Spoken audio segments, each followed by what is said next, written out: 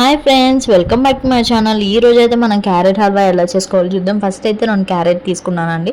వాటిని అయితే నీట్గా క్లీన్ చేసేసుకున్నాను. ఇప్పుడైతే వాటికి ఉన్న తోలంతా తీసేసేయాలండి. కవర్ అంతా పోతేనే అప్పుడు నీట్గా ఉంటాయి క్యారెట్. ఇప్పుడైతే మనం క్లీన్ చేసుకున్నాం కదండి. ఇప్పుడైతే మనం దీన్ని తురుముకోవాలి. తురుముకునేది మీ అందరి ఇంట్లో ఉంటుంది కదండి, దాంతో అయితే తురుముకోవాలి. కొంచెం పెద్దగానే తురుముకోండి, అప్పుడే పంటికి తగులుతూ ఉంటుంది. ముక్క చాలా అంటే చాలా బాగుంటుంది. నెయ్యి వేసుకోండి. ఫస్ట్ అయితే ఒక పెనంలో నెయ్యి వేసేసుకుందాము. ఇప్పుడు ఆ తురుముకున్న క్యారెట్ అంతా వేసేస్తున్నాను. అలా వేసేస్తూ ఫ్రై చేసుకోవాలండి. స్మెల్ మాత్రం అదిరిపోయిద్ది. ఇప్పుడు చిన్నగా పాలు పోసేసుకోవాలి. నేనైతే తక్కువగానే పోసుకున్నాను, మీరైతే ఎక్కువగా పోసుకోండి, ఎందుకంటే నాకు పాలు నచ్చదు.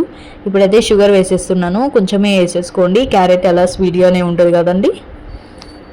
ఇప్పుడైతే ఇదంతా మిక్స్ చేసేసుకుంటూ ఉండాలి. పాలైతే అంతా పీల్చేసుకోవాలి క్యారెట్ని అంతా.